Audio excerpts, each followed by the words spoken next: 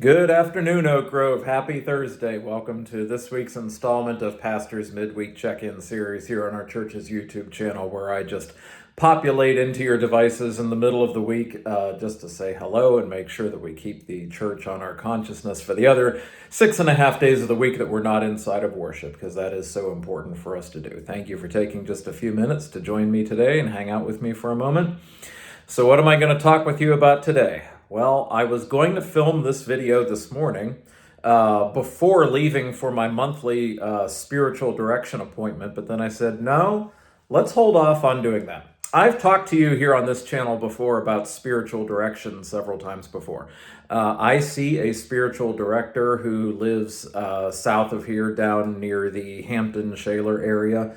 Why down there? Because I started seeing him before I moved up here.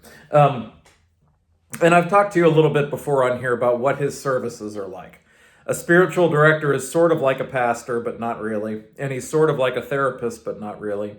You tell him about your life, and he helps to be a sounding board, he or she, because the gentleman that I see, his wife is also a spiritual director. They help you to reflect upon the events of your life to see where God was present, and they also help you to direct your prayer life. If you're looking for some advice on how to pray, for what should I pray, how might I change my prayers, that's what a spiritual director does for you. And so I thought that I might film my video this morning before I drove down there to see him, but I said, no, let's hold off, because a lot of the time, whenever I do go down to see him, his name is Al, the one that I see. I said, whenever I go down to see Al, usually he gives me something really good. And sure enough, he gave me a new phrase this morning that I had never heard of before. I was sharing with him my state of mind over recent months here at Oak Grove, and the fact that, compared to some of the anxieties of arriving in first call and worrying about whether you're doing this right, and worrying about whether you're driving your congregation into the ground and worried that you're going to fail, I told him that for the past several months, I've been feeling actually a great sense of peace about my work in this place. I'm starting to settle down and feel comfortable and at home here, and very open-minded to whatever it is that God is going to do next in our midst. Let's say that we average 50 people in worship a lot of the time on Sunday morning, just throwing that number out there as an average. Rather than stress about pressuring myself to think I have to make that number go up from 60 to 80, or 50 to 80, or worrying about what if it drops from 50 to 40 or 50 to 30. I'm just going to minister to however many people show up, and I'm not going to kill myself over worrying about that number.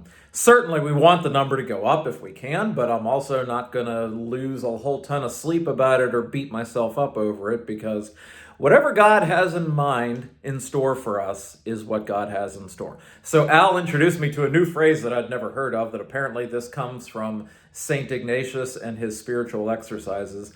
The phrase is holy ambivalence. And ambivalence is a word that we hear, and it immediately has negative overtones for us. We think to ourselves that somebody who is quote unquote ambivalent is somebody who doesn't care, who is apathetic. In this case, holy ambivalence is not what St. Ignatius has in mind. St. Ignatius coined this term to refer to the complete, total open-mindedness and submission to God's will. God, today, make me clay. I am your clay. Mold and fashion that clay into whatever you would have it be. Whatever you have in store for me today, God, is what we're going to roll with. Now, take note, of course, that does not mean that if hardship befalls us today, that means that I think God sent it into our lives. No, I don't believe that. But whatever happens to us, we can't control that. All we can control is how we're going to respond to it. Are we going to respond to it in a life-giving way? Are we going to find some way to allow God to work something redemptive in the hardships that we encounter?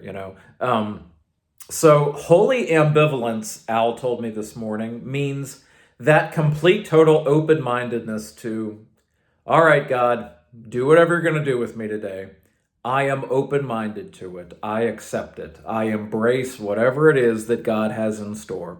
Whatever adventure it is that God has set for me today, I will greet it with open arms, good or bad.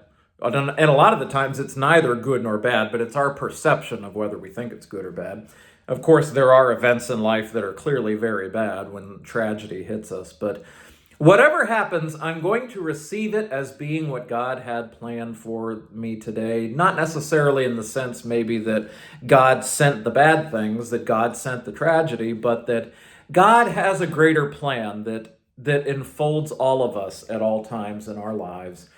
And I'm going to trust that God can find some way to take every event, whether it's good or something that seems very bad in the moment, and make something good happen out of it. But I'm going to try to receive it with open arms and an open heart. Holy ambivalence. Every morning, God, I am clay. Fold me how you will. Mold me into being whatever it is that you wish for me to be that day. So, sure enough, I thought to myself, yeah, you better wait until after your appointment to make your video for this week, because Al usually gives me gold, and sure enough, this week he did not disappoint. I have to thank him very much for his service to me. I started seeing him several years ago now while I was on internship. It was my internship supervisor's suggestion that I see a spiritual director, and I've continued to do it. If anyone is interested in spiritual direction who's watching this that has never tried it before, see me if you'd like some references. I have a few of them that I can refer to you. It's worth pursuing, but holy ambivalence. Let us awake tomorrow morning with open minds and open ears and open eyes and open hearts, open arms, all of that stuff. Open to whatever it is that God is going to do in our lives and whatever God is going to do in the lives of others around us, in and through us. That's actually probably more important. Holy ambivalence. So hold on to that phrase. Saying it in that way, because ambivalence is usually a term that we associate as a negative thing, is a kind of provocative thing that helps us to remember the phrase.